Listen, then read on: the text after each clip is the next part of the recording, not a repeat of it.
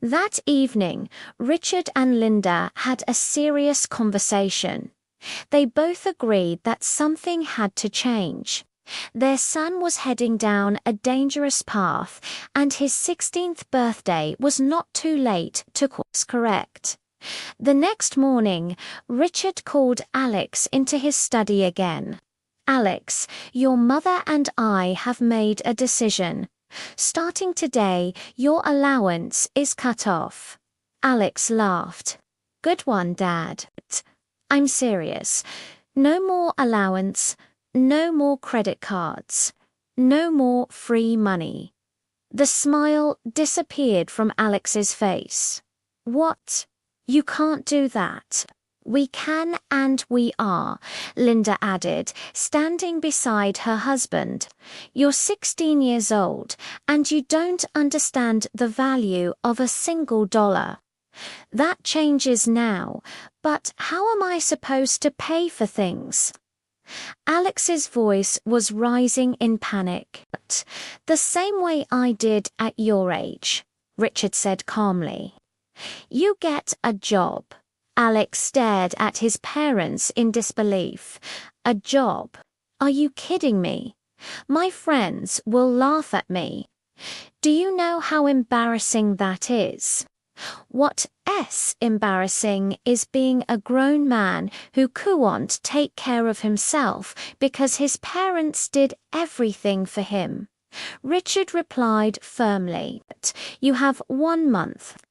Find a job, earn your own money, and learn what it takes to survive in the real world. And if I don't," Alex challenged, "then you'll learn what it's like to have nothing. No phone, no car, no expensive clothes, nothing." Alex stormed out, slamming the door behind him. This was ridiculous, unfair. His parents were being cruel for no reason. But deep down, somewhere in the part of his mind he didn't want to acknowledge, a small voice whispered, "They're right." The first week was brutal. Alex tried asking his friends for money, but they assumed he was joking. When he explained that his parents had cut him off, some of them laughed. Others started avoiding his calls. It turned out that when you can't pay for things anymore, some friends disappear quickly. By day 8, Alex's wallet was empty. He had $23 left from the cash he'd had when his allowance was cut. That was it. $23 to his name. He tried to order food delivery and his card was declined. He went to buy a coffee and realized he'd have to choose between coffee and lunch. For the first time in his life, Alex had to make a choice based on money. He chose to skip the coffee.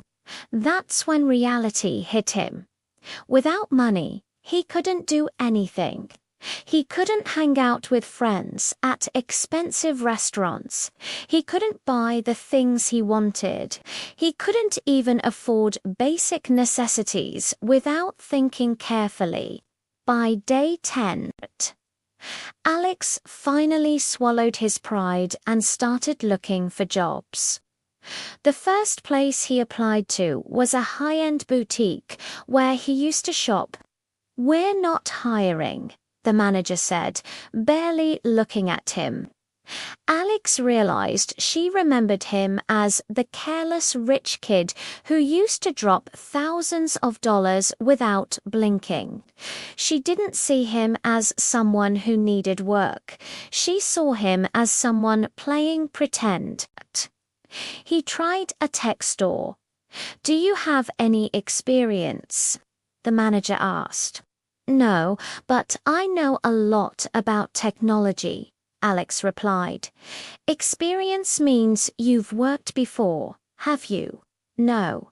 "Then no, we can't hire you." Rejection after rejection. 10 applications, 15, 20. No one wanted to hire a 16-year-old with zero work experience, no references, and an entitled attitude that he couldn't quite hide. By week 3, Alex was desperate. He had $7 left. He'd been eating peanut butter sandwiches for days. His phone plan was about to be cancelled because he couldn't pay the bill. Finally, he found a job. Not at a cool tech company or a trendy restaurant, but at a fast food restaurant called Quick Burger, making minimum wage $7.25 per hour. Alex stared at the red and yellow uniform they handed him. This was it. This was his reality now. His first shift was a nightmare. The manager, Teresa, was a 45-year-old woman who had been working there for 20 years. She didn't care that Alex came from a wealthy family. She didn't care that he was embarrassed. She cared about one thing. Could he do the job? "You're on fries," she told him on day 1. Alex spent 8 hours standing at a fry station. His feet hurt, his back ached. The heat from the fryers made him sweat through his uniform.